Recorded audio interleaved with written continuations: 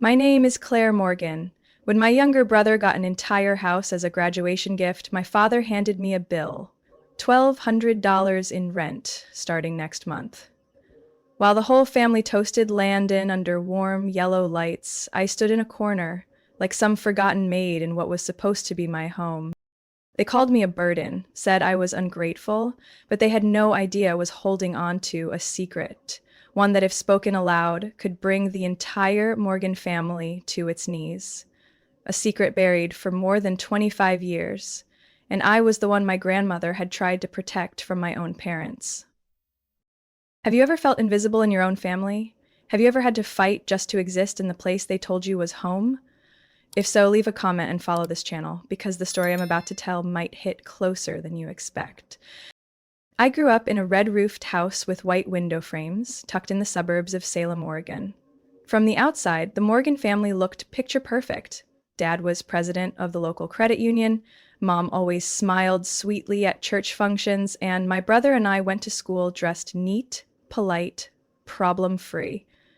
People called us the model family on the block. But behind that front door, it was a different world. I learned early that peace in our home only existed if I stayed silent. When I was 6, Dad told me I wasn't allowed to cut my hair short anymore. Pretty girls are supposed to be gentle, he said. When I was 10, I took piano lessons, but I wasn't allowed to choose my own songs. Music is for discipline, not emotion. And when I was 14, I earned a summer art scholarship out of state. My dad ripped the acceptance letter in front of me and said, "This family doesn't waste time on frivolous nonsense." Landon, though, he was different. He got to play the drums, drop classes halfway through if he felt like it, attend a tech camp in California just because he once said, "I want to try something new." Anytime guests came over, Mom would pull me into the kitchen to help with food, while Landon stayed in the living room telling jokes, making everyone laugh. Everyone loved him. And I didn't blame them. Landon was smart, lively, naturally charming. But over the years, I realized the harder I tried, the more invisible I became to my own family. I wasn't allowed to show emotions. If I felt sad, Dad would say, "Your negativity is exhausting this family." If I got angry, Mom would say I was unladylike. I grew used to swallowing tears, used to the lump in my throat that I couldn't let out. And when something went wrong, every eye turned toward me, like I was the reason things fell apart. When I was 16, I developed severe insomnia and panic attacks. I couldn't eat, couldn't focus, was always exhausted. One night, I collapsed in the bathroom. Dad didn't take me to a therapist. He signed papers admitting me to a psychiatric facility for teens. I stayed there for 17 days. No one in the family visited, except for Mom. She sat with me for one afternoon and said only one sentence: "You need to control yourself. Your father is very disappointed." I didn't blame her, or at least I tried not to. I knew she had lived her entire life in Dad's shadow. She was afraid of him, afraid of being left, afraid of becoming the woman who couldn't keep a family together. But I couldn't forget the feeling when I came home after 2 weeks of treatment. My room had been rifled through, my personal journal had disappeared, and Dad looked at me over his glasses and said coldly, "I hope this time you learned how to be a decent person." I learned to live without asking for anything. I started working at 17, after school, on weekends. I tutored, made coffee, waited tables. I saved every cent to pay for online psychology courses. No one asked if I was tired. No one asked what I wanted. I lived quietly, like a tenant renting space in my own house. Then Landon graduated. The family threw a party. They brought out the vintage china reserved for Thanksgiving. Mom wore a new dress. Dad opened an expensive bottle of wine. When Dad announced Landon's gift, a 3-bedroom home in a newly built development, the room erupted in applause. Meanwhile, I, who had spent 5 years juggling work and study just to stay afloat, was called into the kitchen to talk finances. Dad handed me an envelope. "Starting next month," he said, "I'd need to pay $1,200 a month if I wanted to keep living there."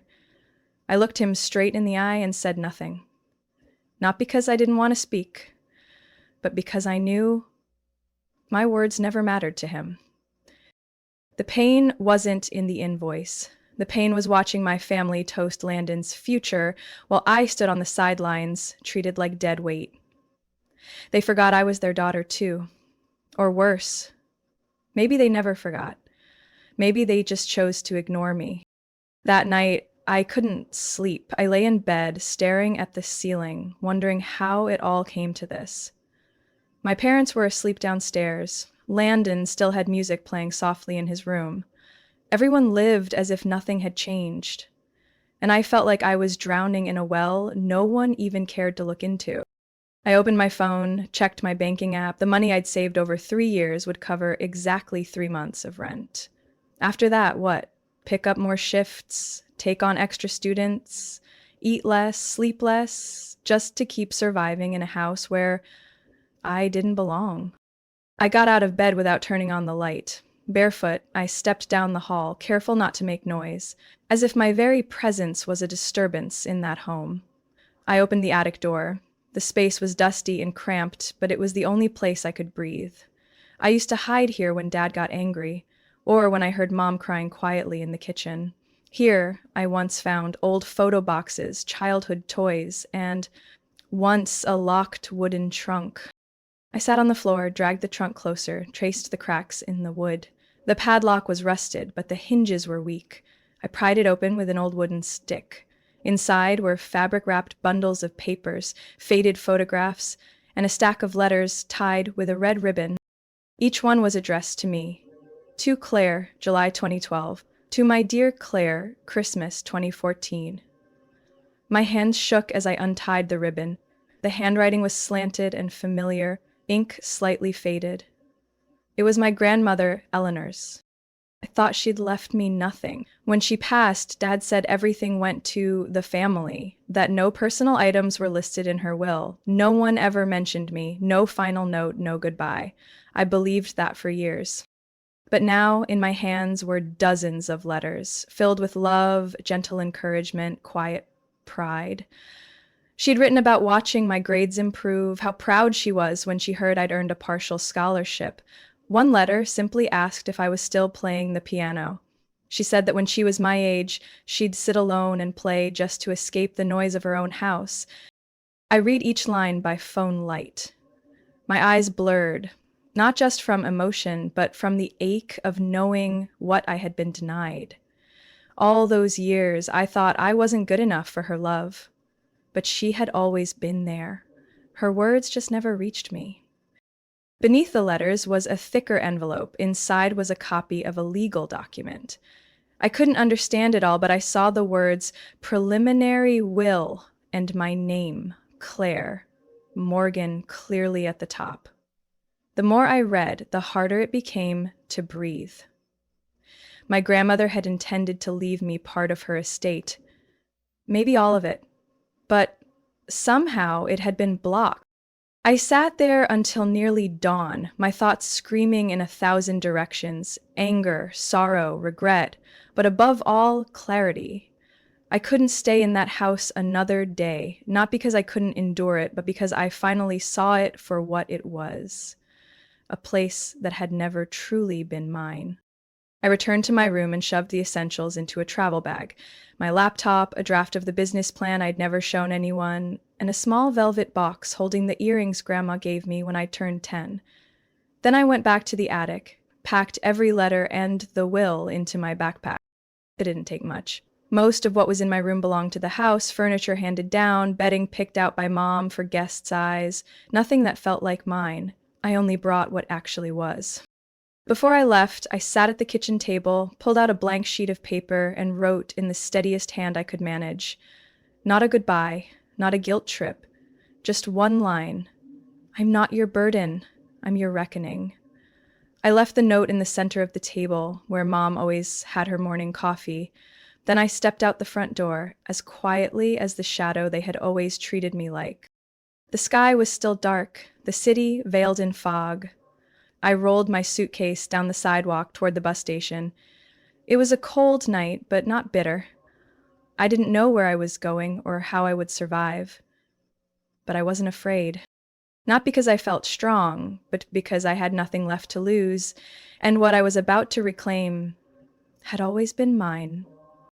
The bus pulled out at 5:15 a.m., with only a handful of quiet passengers scattered among the cold, empty seats. I chose a spot by the window, pulled my coat tight around me, arms wrapped around the backpack that held the pieces of a life I had spent years hiding. Through the fogged-up glass, my hometown slipped further behind, fading into the blinking glow of the weak streetlights. I didn't look back, not because I didn't want to, but because I knew if I turned around then, I might not have the strength to keep walking forward like I had promised myself. My destination was a small town in another state, a place tied to a woman I only remembered through faded photographs and scattered stories my mother once told. Aunt Rachel, my mom's younger sister. Her name had been erased from every family conversation since I was a child. Whenever I asked, my mom would only say, "She chose to leave, Claire, and not everyone who leaves wants to come back." "Is this what we want?" I asked my mom, who heard everyone say. But in a letter my grandmother Eleanor once wrote, she spoke of Rachel with tenderness. "Your aunt was the first one brave enough to speak out when she saw something wrong, Claire, even if it meant losing everything." I held onto those words like a compass. If there was anyone who had ever been pushed out by this family, maybe she would understand me better than anyone else. I arrived in the afternoon. The air was cool, the sky pale gray but peaceful. The bus station sat at the edge of town, next to a craft supply shop and a small hair salon. I stood still for a moment, gripping my phone tightly in my coat pocket, then took a deep breath and dialed the number I had found on a slip of paper tucked between my grandmother's letters. The phone rang 3 times before someone picked up. A woman's voice. Low, firm, but not cold. "Hello?" I hesitated. "Aunt Rachel, it's me. Claire Morgan." There was silence on the line for a few seconds. I heard a soft inhale. Then came the reply, slow and heavy with restrained emotion. "Where are you?" I told her the name of the bus station. She didn't ask anything else, just said, "Stay there, I'll be right there." She arrived 20 minutes later, driving an old deep blue car that looked like it had been well cared for. She pulled up to the curb, stepped out, and looked at me for a long time. I stood frozen, as if waiting to see whether that gaze held welcome or rejection. But she said only one thing, and it caught in my throat. "You've grown. You look more like Eleanor than I ever expected." I couldn't answer. I stepped closer. She opened the car door, and as soon as I sat in the passenger seat, my tears began to fall, quietly, before I could stop them. Aunt Rachel's house was a small wooden home on the edge of town, with a white fence and wild flowers blooming all along the path. Everything was simple, but full of life. She made tea, set it on the table with 2 slices of warm scones, then sat across from me.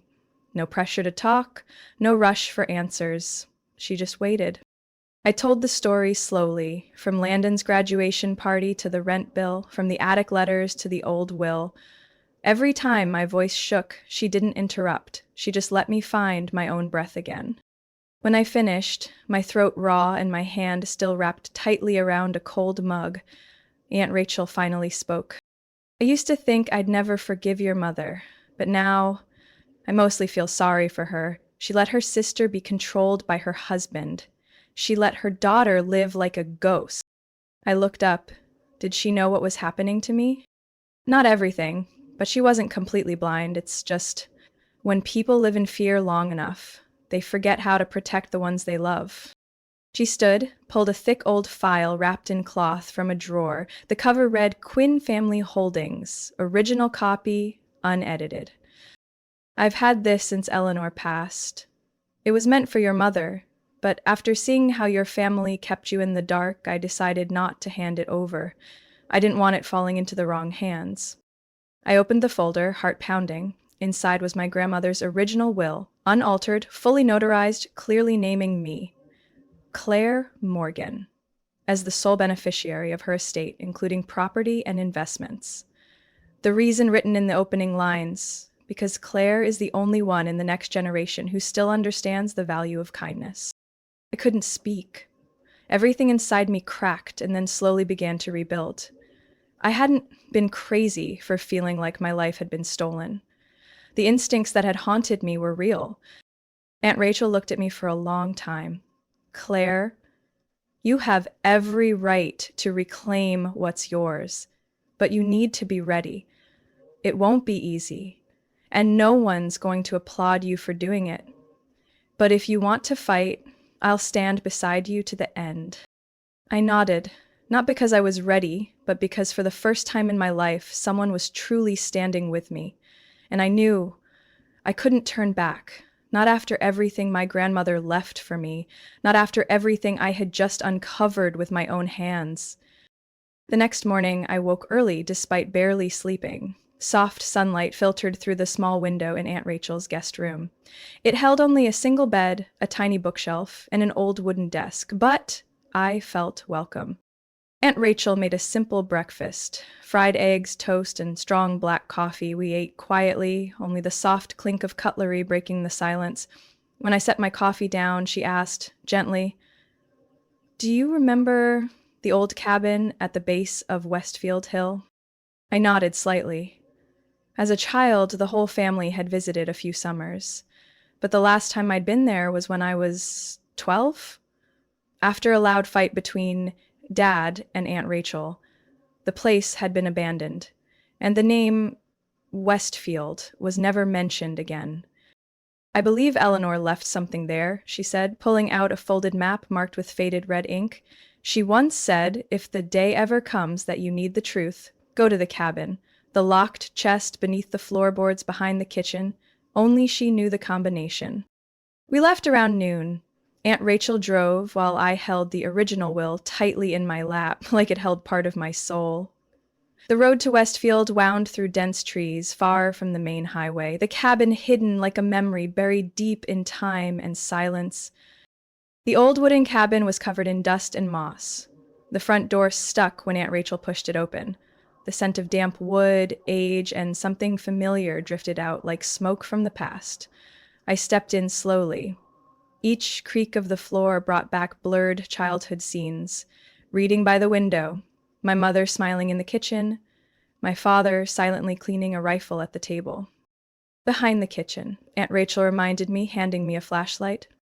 The wooden floor behind the kitchen had a panel, slightly different in color, scuffed at the edges like someone had once pried it open. I knelt, slid my fingers along the seam, and gently lifted it. Beneath the dust and cobwebs was a black metal chest, the lock old and worn, with 3 dials nearly rubbed blank.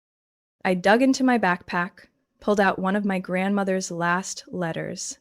In it, she wrote, "Your birthday, my wedding day, and your mother's birthday. The 3 moments I loved unconditionally." I wrote down those 3 dates and turned the lock in that order. Click. The lock popped open.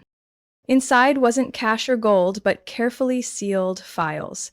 Bank ledgers, investment contracts, lawyer correspondence, and one bundle wrapped in purple velvet. My hands shook as I opened it and immediately recognized it.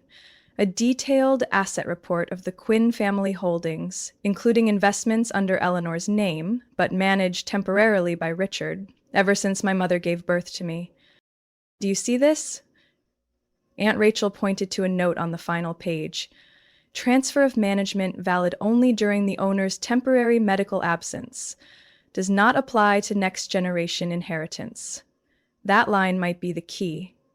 My father had applied for financial power of attorney when Grandma was hospitalized at the end of her life, but he had abused it to restructure the estate and erase my name from all inheritance planning.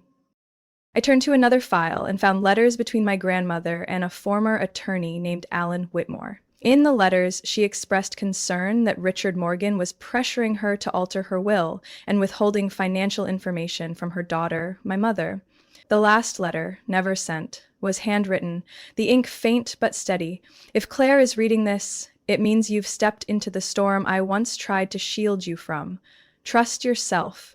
Everything I've left behind is so you can live with the dignity you deserve." I finished reading, folded the letter, and held it to my chest. No recognition from my parents, no gift on graduation day, no words of praise when I tried. But in those trembling lines of ink, I found what I had been longing for all those years: trust and real protection. We left the cabin by late afternoon. I packed up all the documents, carefully placing them in the moisture-proof case Aunt Rachel had prepared. She was quiet during the drive back, occasionally glancing my way as if wanting to say something, but stopping herself. I just stared out the window, my heart a chaotic canvas of pain, anger, and a flicker of something brighter. I didn't yet know what I was going to do next, but at least now I had the truth, and the truth, no matter how painful, is the only place to begin something right. I brought everything from the cabin back to Aunt Rachel's house, as if carrying a burning handful of ash, not to warm myself, but to find a way to ignite what had been buried on purpose. The next morning, Aunt Rachel took me to meet Samuel Davis, a longtime friend of Eleanor's whom she had quietly stayed in touch with over the years. His law office was tucked inside a modest, red brick building in the center of town, with frosted windows and green potted plants hanging from the sills. Samuel greeted us with a firm handshake and the calm gaze of someone who's seen too much injustice in one lifetime. I sat across from him, still gripping the folder like a shield. After I told him everything, he didn't respond right away. Instead, he slowly examined each page, each letter, each line of asset records. The room was silent, save for the sound of paper turning and a slow, steady clock ticking behind me. Eleanor was meticulous, he said softly, studying the original copy of the will. Every detail is sealed and properly notarized. If you were the named beneficiary, then the transfer of assets to someone else was not legal, even if that person was your biological father. I didn't ask anything. I just sat still, feeling hollow, like all the anger inside me had turned to stone. "Do you still have the hospital admittance papers from back then?" he asked. I nodded and handed him a copy Aunt Rachel had helped me retrieve from the treatment center. It clearly stated the time I was admitted due to exhaustion, insomnia, and anxiety, a time during which my father signed multiple asset transfer documents on my behalf. "This is key," he said. "You are under 18 and in medical care." Richard Morgan using his authority to manipulate Eleanor's estate wasn't just unethical, it borders on legal abuse. If we can prove the agent acted against the beneficiary's interest, the court could invalidate every one of those documents. I heard him, but couldn't quite process the idea that I, a 26-year-old woman who had just run away in the middle of the night, was now preparing to sue the man I once called Dad. I wasn't afraid of him. What I feared was all the lost years of my youth, the dreams I never spoke aloud, the wounds that had never been named. Samuel's voice softened. "Claire, this won't be easy. He's going to fight hard. He may try to drag your mother in, your brother, the family name, everything. But you need to understand, this isn't just about reclaiming assets. It's about reclaiming the truth." I looked up at him. There was no judgment in his eyes, only belief. The kind of belief I hadn't seen in any adult for years. "I'm ready," I said quietly. The very next day, Samuel filed a petition with the local court to initiate an investigation into financial power of attorney abuse and improper inheritance manipulation. He also filed a motion to freeze all assets currently held by Richard Morgan while the case was under review. Just 3 days later, news of the lawsuit started leaking. A short article appeared on the local news site with the headline, "Credit Union Chairman Morgan Faces Allegations of Inheritance Fraud." I read the article while helping Aunt Rachel organize records at the town library. My heart tightened in my chest. I knew this would shake my entire family, but I also knew that once the truth is touched, there's no turning back. That same day, I got my first phone call from my mother. I didn't answer. An hour later, a message came. "Claire, please, call me. We need to talk." Still, I stayed silent, not out of anger, but because I wasn't sure if her voice could still undo me. That evening, my brother's number appeared on my screen. I stared at it for a long time, remembering all the times I helped him with homework, the times he forgot his key and I secretly let him in, the times I took the blame for things he was too scared to admit. I put the phone down. I wasn't running, I was claiming space. For the first time in my life. 3 days later, Samuel called me into his office. He handed me a letter sent by Richard Morgan's legal representative. It denied all accusations, claimed the transfer documents were valid, and stated I had no evidence to support allegations of fraud. I wasn't surprised. I knew he'd never admit guilt. Not because he believed he was innocent, but because he'd lived so long in a world where he wrote his own rules. Samuel just said one thing. We've started now, no one can stop it. I left the office that afternoon under a sky layered in gray clouds. The streetlights flickered on like threads of memory unraveling. I didn't know how long this fight would last, but in my hands were the documents, the will, and the truth from a grandmother who had once believed in me when I didn't even believe in myself. I gripped the stair railing outside Samuel's office and took a long breath. Ahead were sleepless nights, cold words, and skeptical stares, but I wouldn't back down. I had lived in silence long enough to understand that sometimes courage doesn't look like a fight. Sometimes it's simply standing up and finally telling the truth you were once forced to bury. 1 week after the lawsuit was officially filed, I received an email from my father's legal team requesting a private meeting. Not in court, not through a mediator. They said Richard Morgan wanted to speak directly with me, but not about the legal case, about family. I stayed quiet for 2 days. I didn't respond or ask for clarification. I just thought about all the times he called me ungrateful, an embarrassment, and remembered my mother's eyes at dinner while I was being criticized in front of everyone. How she kept her head down and picked at her plate like she couldn't hear. If he really wanted to talk about family, why wait until now? But it was the long silence that made me start thinking about Landon. We hadn't spoken since the night I left. The only message I'd received from him came a few weeks ago. "Claire, what the hell are you doing?" I'd read it over and over, word by word, but never replied. I didn't know where to start. I didn't even know if there was anything left between us but fragmented memories of an unfair childhood. Then, that morning, I got a call from an unknown number. The voice on the other end was faint, hoarse, carried by wind.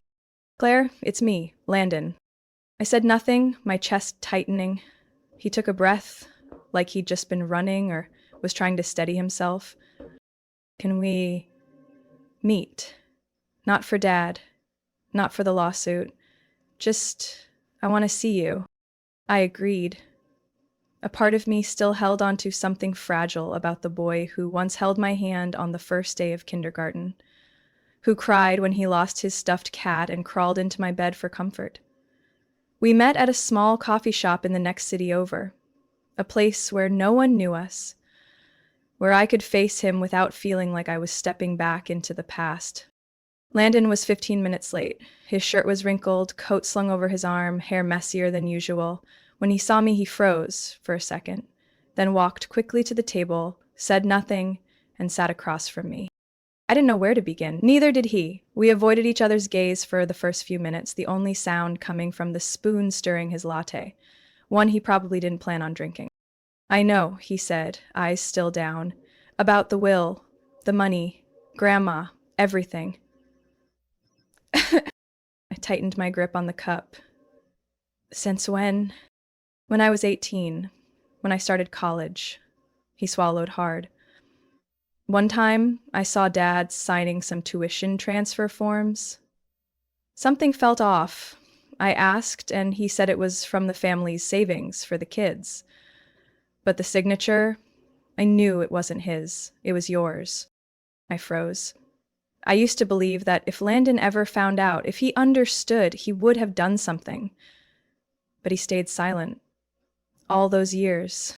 "Why?" I asked, unable to keep the ache out of my voice. "Why didn't you say anything?" Landon looked up. His eyes were red. "Because I was scared.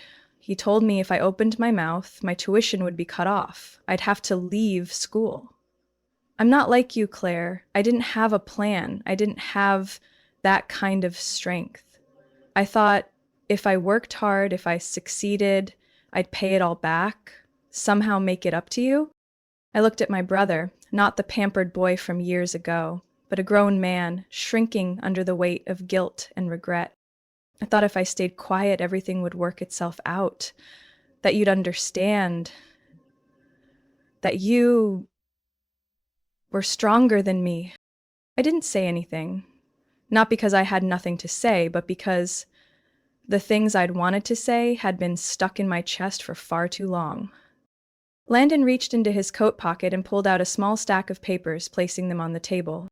These are copies of all the tuition payments. I dug through old records. Some of them have the forged signature. I signed them using a template he gave me. At the time, I thought it was just paperwork. I reached out and took them, my fingers trembling. The evidence I once believed I'd never have was here, in front of me, offered by the very person I once resented. "I'm not here to ask for forgiveness," Landon said, eyes still fixed on the table.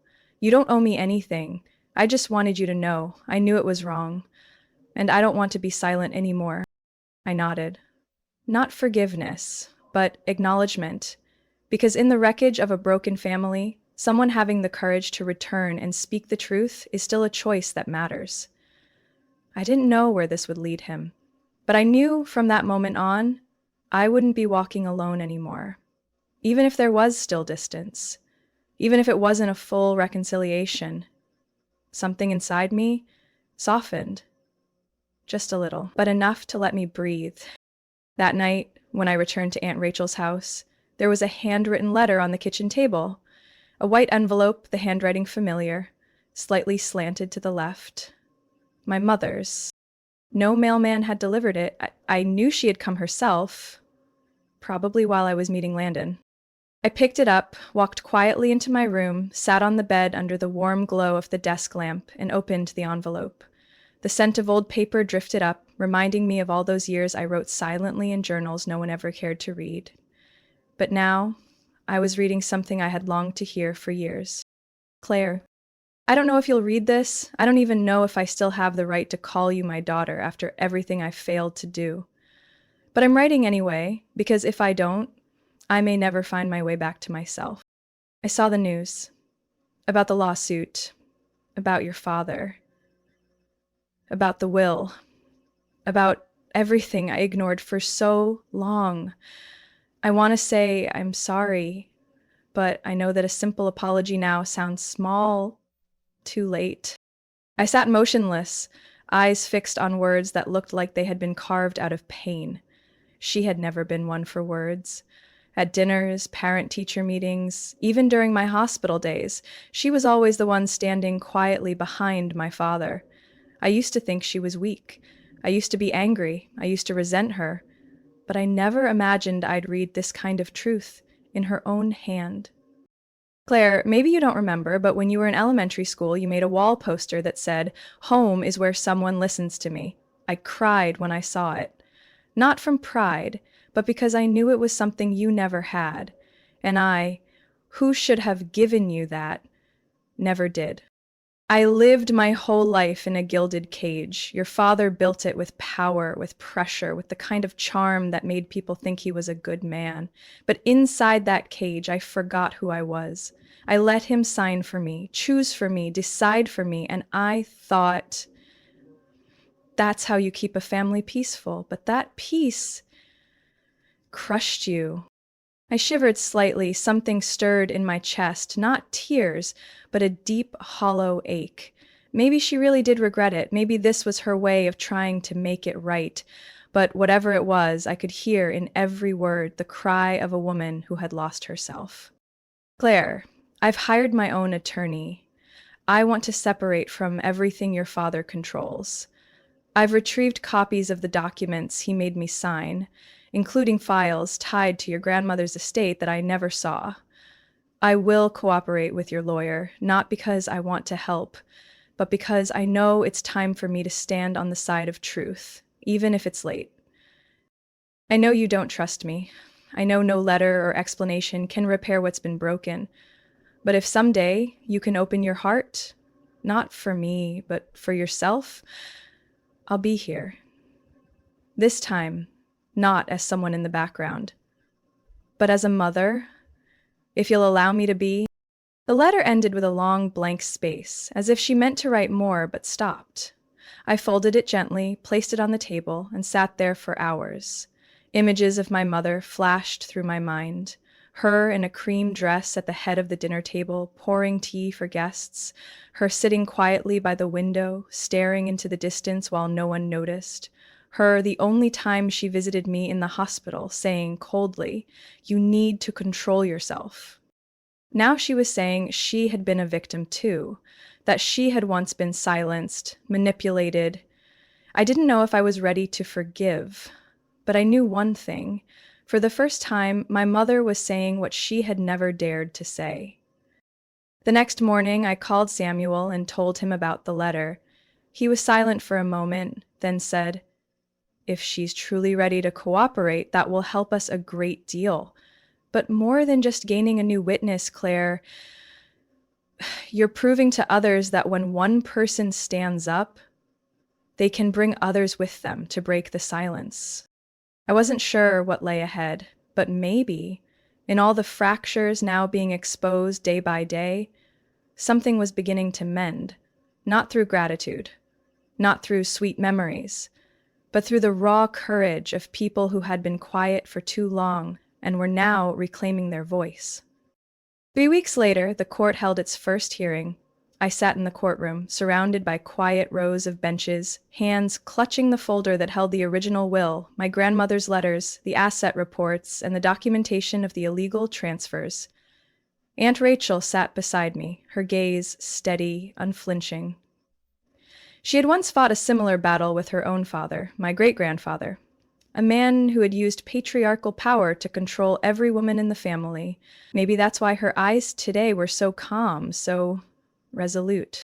Richard Morgan sat across from me, on the plaintiff's side, still in the same gray suit he always wore to banking events, still upright in his chair with emotionless eyes.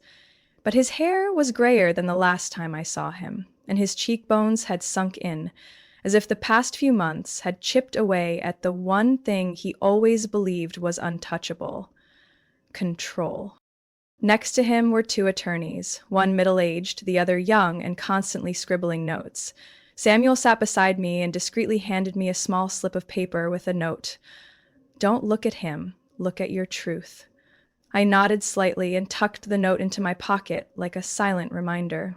The judge entered, the courtroom rose. The hearing began. Samuel presented first. Eleanor Quinn's original will, properly notarized documents, evidence of suspicious financial transfers, and proof of guardianship abuse while I was under medical treatment. His delivery was calm and deliberate, free of emotion, but landing every word in a room that had been silent for far too long.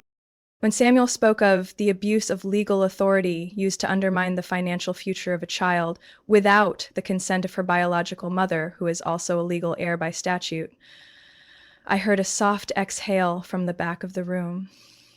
It was my mother. She had come, sitting quietly in the last row. No lipstick, no jewelry.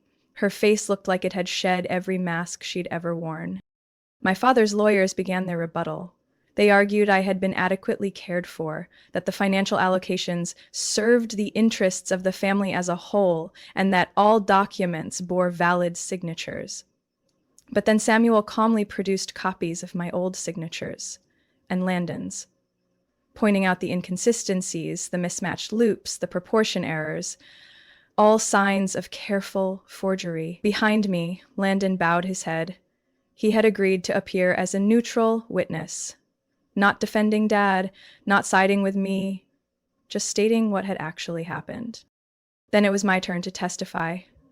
I stood at the witness stand, hands trembling slightly, but my voice was steady. "I didn't file this lawsuit for money," I said, looking directly at the judge. "I'm doing this because for 26 years, I was taught to stay silent. I was made into a shadow inside my own family. But my grandmother, Eleanor Quinn, left me something else. Not wealth, faith. She believed I deserved to live a life that was truly mine, with a voice of my own.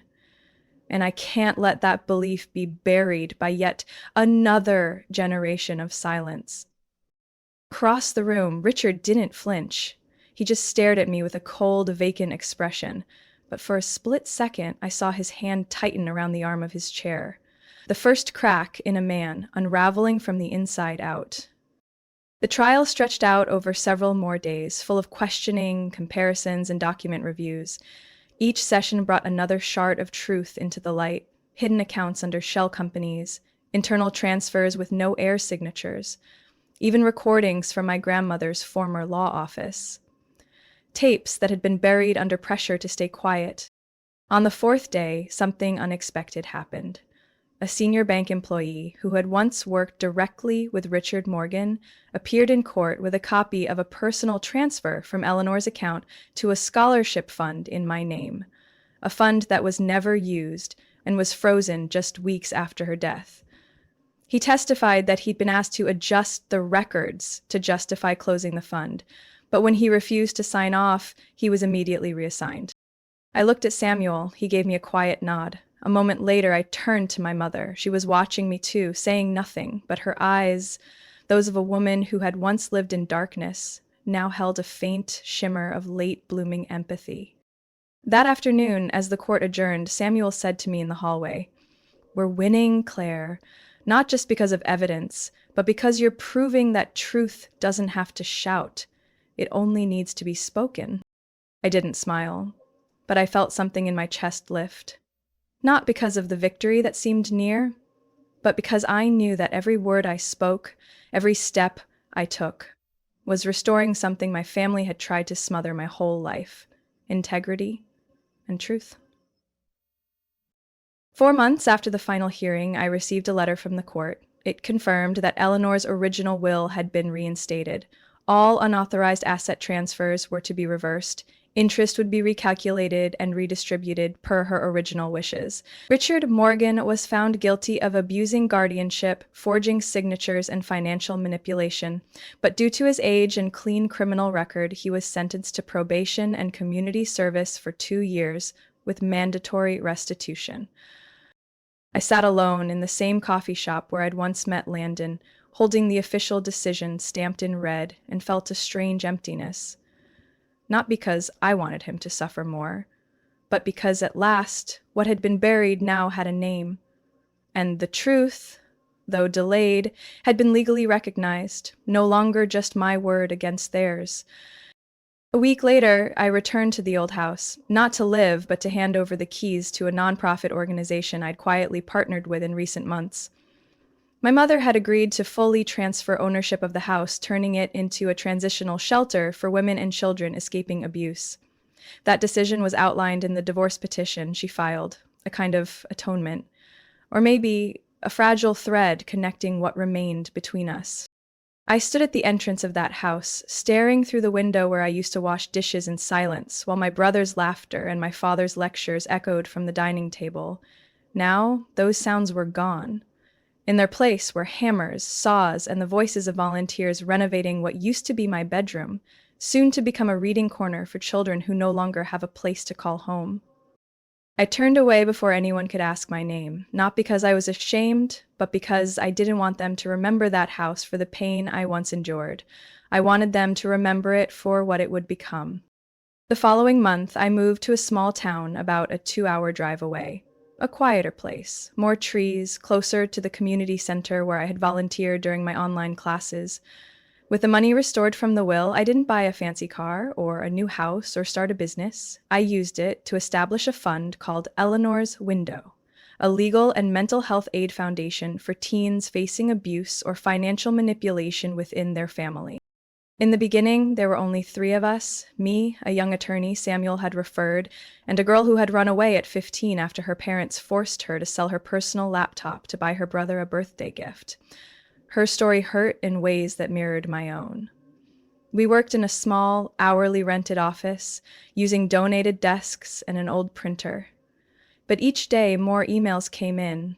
Every case, every shaking voice on the other end of the phone was proof that I wasn't alone. That injustice within families isn't something we just have to endure. That the scars from trauma don't have to be shameful. They can be the beginning of a powerful voice. I started writing every night, Journal entries, small stories, not just about my own family, but about the people I met, the ones no one seemed to notice who carried the same pain I did. A small regional publisher offered to collaborate after learning I had once worked as a freelance editor. My first book was called The Silent Heir, released a year after the court reinstated the will. It didn't become a bestseller, but the people who read it found pieces of themselves in its pages. I received letters from all over, handwritten notes, brief emails, each carrying the same message. I thought I was the only one. One morning, while I was sorting case files at the office, my mother showed up. She didn't call ahead. She simply stood outside the glass door, holding a small box in her arms. I opened the door, she handed me the box without a word, then sat in the worn chair near the window. I was cleaning out an old drawer, she said, after a long pause. I found letters you wrote, but never sent. I read every one. I didn't know what to say. She opened the box, pulling out page after page, printed letters I'd written to her in 11th grade, furious and crying, but too scared to hand over. A printed business plan I had slipped into her drawer, hoping she'd read it by accident. Even the graduation speech I wrote, but never got to read in front of anyone. I kept you silent for too long, she said. All I want now is to hear you, whatever you want to say. I didn't reply right away. But when I looked at her this time, I didn't see the woman who once turned away as my father humiliated me in front of guests. I saw a mother who was too late to fix everything, but who was trying, step by step, not to lose what little she had left. And maybe, just maybe, I'd try to listen. Not because the past deserves forgiveness, but because the present needs something greater than resentment. Something I had longed for all my life. Truth. And a touch that didn't make me flinch. That's my story, Claire Morgan. A daughter once erased from her own family, once silenced because I believed sacrifice was the only way to keep the peace. But there comes a time when silence becomes a wound, and you're forced to speak up, trembling, alone if you must. I'm not telling this for pity. I'm telling it so anyone quietly suffering inside their own home understands. You are not wrong to feel hurt. You are not wrong to reclaim your voice. And you are not alone. If you've gone through something similar, if you've ever felt invisible in your family, or had something that belonged to you taken away, I want to hear your story. What do you think about the path I chose? About my parents, about Landon, or about my grandmother, the woman who taught me that kindness can outlive even death? Leave your thoughts below. I read every line, every response, and I believe your story deserves to be heard too. And if you want to walk this journey with me, follow the channel for more stories of growth, forgiveness, and sometimes letting go. We'll meet again in the next story. Maybe it'll be yours.